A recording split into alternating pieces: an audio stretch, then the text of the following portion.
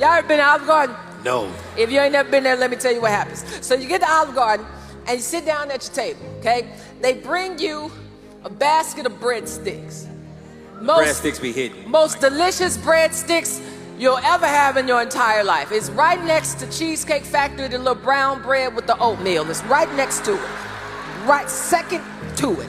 Now, they bring the bread out and you eat one breadstick. Then you lose your absolute mind. You eat 2 breadsticks, you eat 3 breadsticks. You just, God forbid, they brought out the salad with the cheese. Your stomach is just full of stuff. And so then they bring you a menu. You ain't even got your order yet. They bring you the menu. You scroll and you're like, okay, I'll get some chicken marsala. Okay, I'll get some lasagna. Okay, I'll get chicken fingers because I'm basic like that. Like you make your order, right? Then when the waitress comes out with your meal, something strange happens where you realize that you don't even want what you thought that you wanted.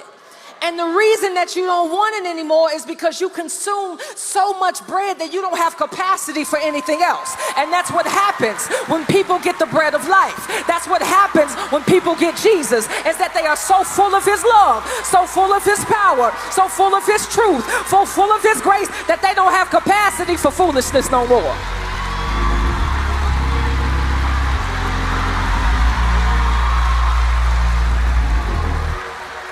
Because the thing is, we be saying certain things about Jesus so much that we forget how much it hit. Like Jesus is over here saying, I'm the bread of life. Have you ever eaten bread before?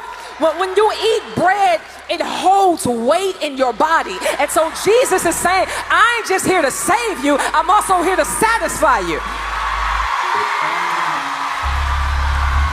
You better teach. I ain't done. Then you got Jesus talking about, I have living water. Something strange happens to the mind when it's dehydrated. It's like when you go into a desert and you don't have water, something happens where you start to see water where it doesn't even exist. That's a mirage, but that's also what idolatry is that you think that because you are so thirsty in your soul, you start thinking that there are sources of water where there actually aren't any. But Jesus is like, if you just knew who you was talking to, you would ask me and I would give you living water.